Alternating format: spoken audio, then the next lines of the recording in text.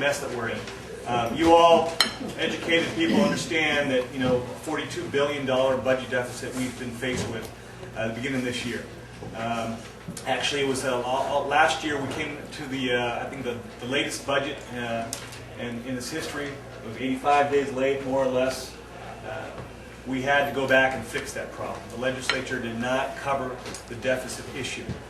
There's a huge budget shortfall, and so in the early part of this year, they had to come back and address that. So this budget that we have now is really a two-tier budget. It covers the 08-09 problem, where they actually have to go back now and they had to make some additional mid-year cuts.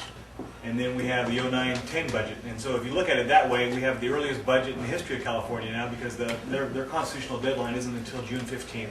And they, as you all know in this room, they always miss it. But now we have this budget. But what does it really mean? Let me just first off frame a little bit of the reality around this budget year. You all know how this is impacting your community, your city. You heard earlier about the huge deficit to the budgets. This is not common to San Francisco. It's happening all over the state and the country and the world. We are in a bad place.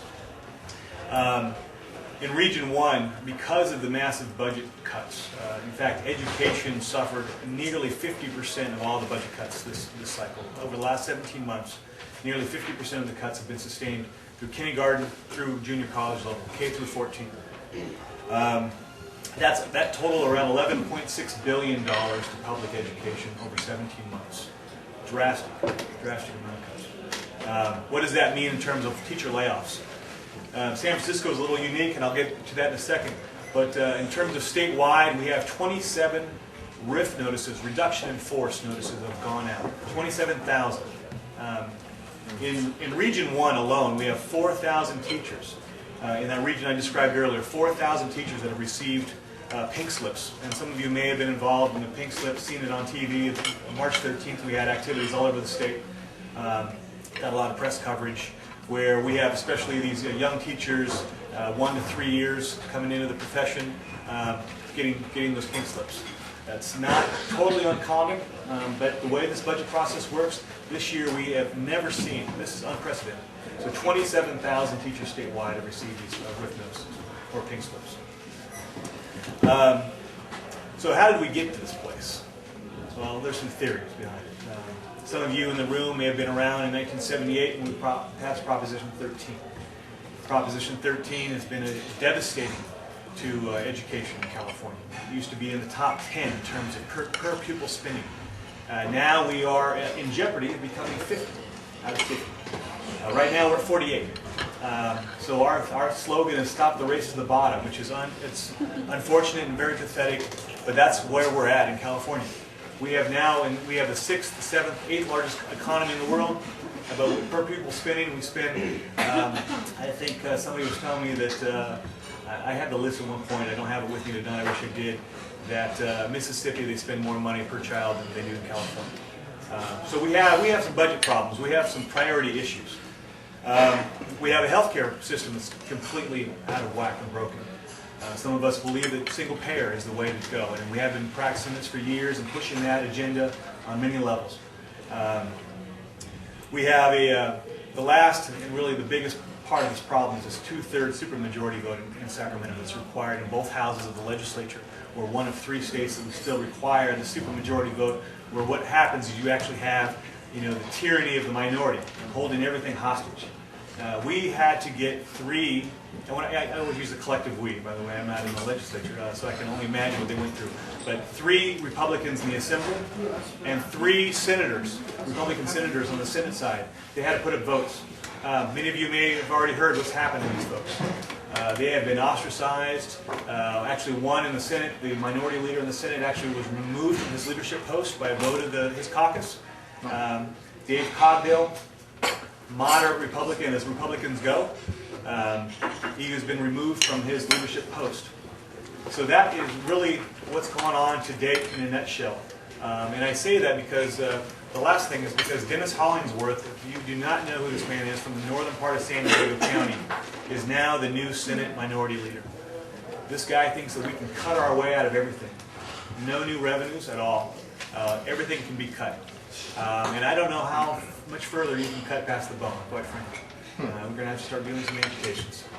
This is a dire situation that we're in. Some of us also believe that the way this budget was framed is completely unfortunate and regressive in so many ways. Some of us believe that the income tax brackets, the upper income tax brackets, should have been increased to bring in some more revenue into the state. Also, the legislature, in their infinite wisdom, put together numerous corporate tax breaks in this budget. So instead of removing tax loopholes in the corporation income tax, we've now created more.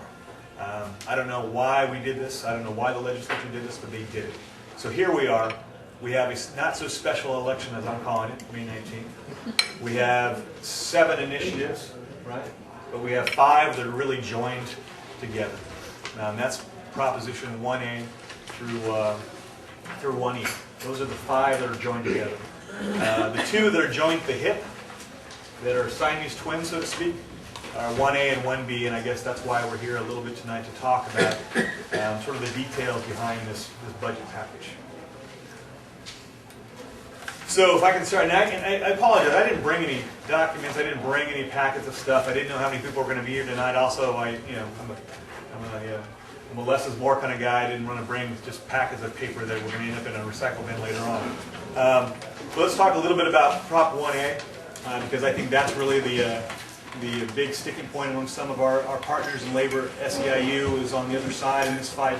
I will tell you, though, I have had conversations with a couple of SEIU locals, and some of them, like Local 1000, like my old local, is actually neutral on 1A and 1B. And the reason is this, and it's very clear-cut. We have to bring more money into public service. Whether it's health care, whether it's education, we have to bring more revenue into it. This deal is not a good deal.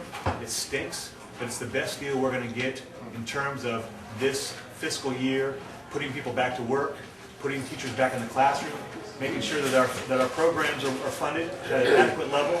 If this deal does not go through, if these initiatives fail on May 19th, we go back to the table. The legislature gets back to the table, we go back and we negotiate again.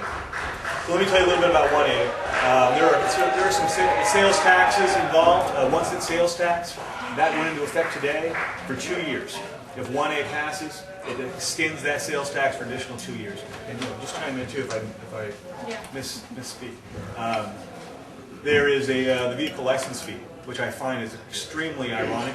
It's going to be almost double. Also, we have a deficit of $42 billion. If I remember correctly, back in 2003, Gray Davis had a deficit in the high 30s, and the VLF was a big deal. That's why he was recalled. So I long for those days. So we have that. We also have the income tax bracket, an increase of a quarter percent, and that's all income tax brackets are going to be increased. So we have those revenues coming in for 2 years again. If 1A passes, we have an additional 2 years on top of that. There is the rainy day fund component of 1A, which I think is the big issue here. Initially, the rainy day fund and the spending cap were part of a Republican piece of legislation. They were amended completely. So this is not the same deal. Even though we don't like talking about spending caps, we don't like restricting revenues, especially to industries like education and healthcare, this is a little softer than it was initially. A couple of things. One, if the legislature in surplus years, what they're going to do is they're going to tuck away 3% of the general fund revenues into a rainy day fund. Half of that is going to be, 1.5% of that is going to be paid back, which is the 1B portion that we talk about. 1B promises $9.3 billion back that's owed public education over a 5-year period starting in 2011. So starting in 2011, if we've had a surplus year and we have money in that rainy day fund from these revenues, 1.5% will be paid back to education over a 5-year period. We think that's what's going to happen. That's a scenario. We hope that's the case. So $9.3 billion owed, which is part of a Prop 98 formula that's owed schools. If they can't pay it back 1 year, they pay it back following years. So this was part of that package.